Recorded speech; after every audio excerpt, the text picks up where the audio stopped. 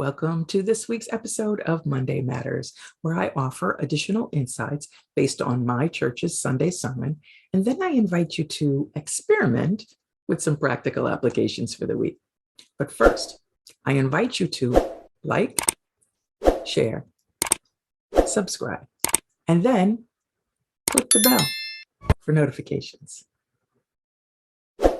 Okay, so this week's episode is from last Sunday's sermon, March 20th.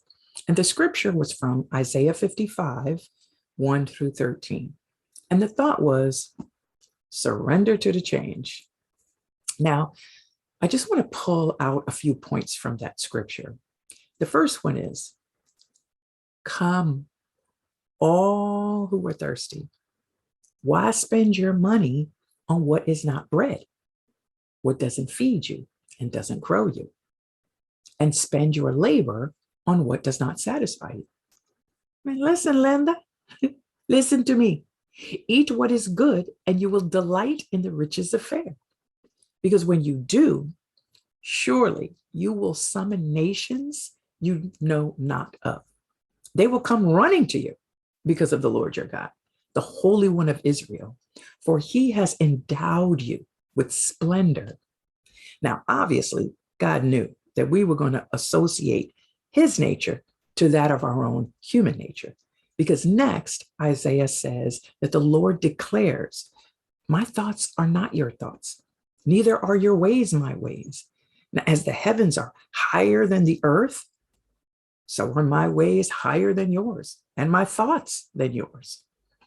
He says that when the word comes out from my mouth, it will not return to me empty, but will accomplish what I desire and achieve the purpose for which I sent it.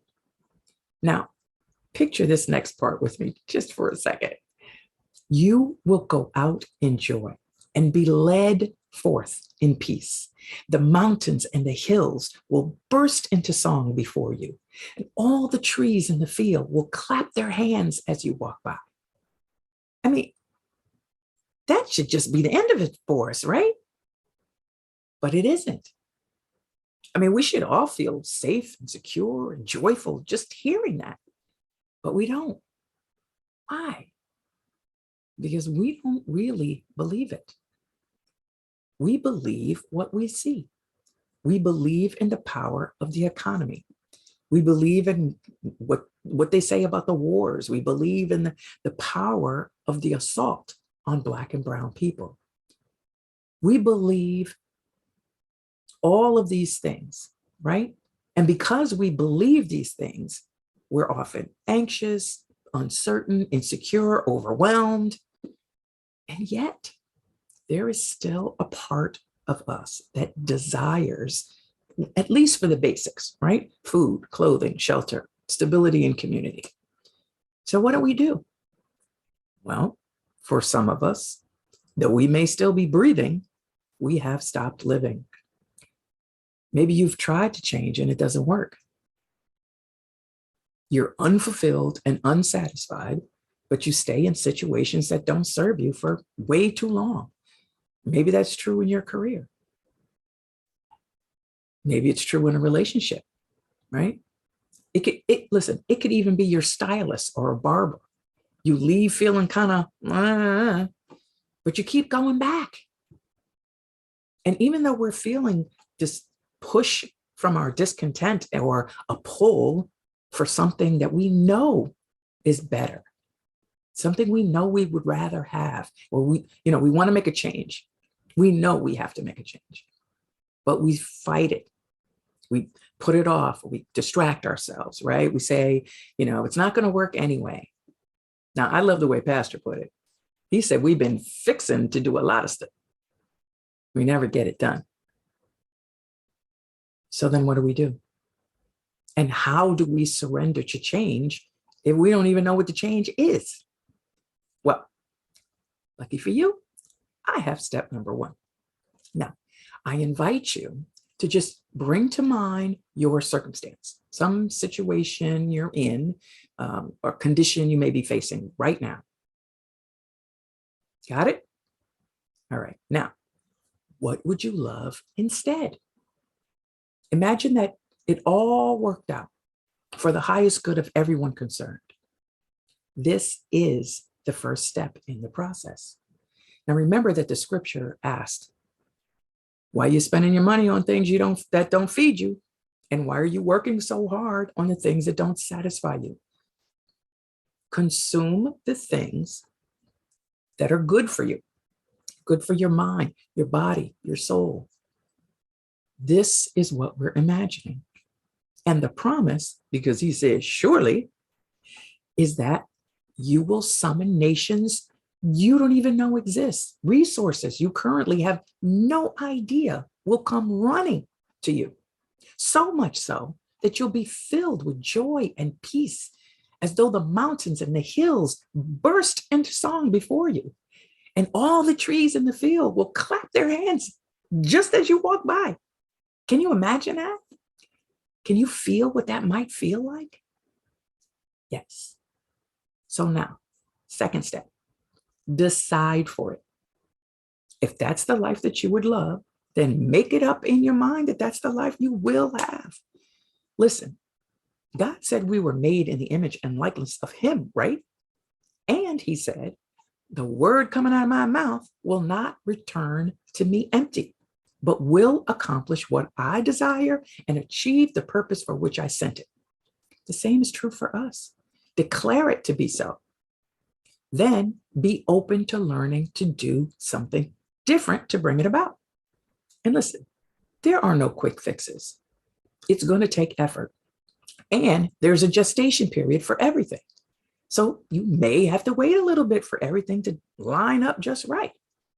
In the meantime, look for the signs and signals that it's on its way. Yeah. Just like when you order something that you really want from Amazon or somewhere online, you get that email, your order is on the way, or better yet, your package is out for delivery. Ugh.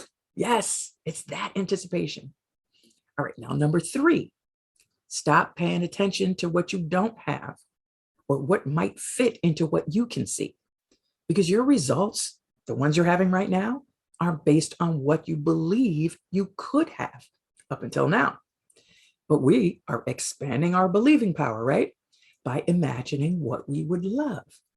And now part of that is quieting the voice of fear, doubt, and worry. Now, we all need help with this one, right? Because most times we don't even hear ourselves because we've been programmed for so long. It's just part of our normal thinking process. It's part of our normal conversation. So much so that we'll fight for them, fight to the death.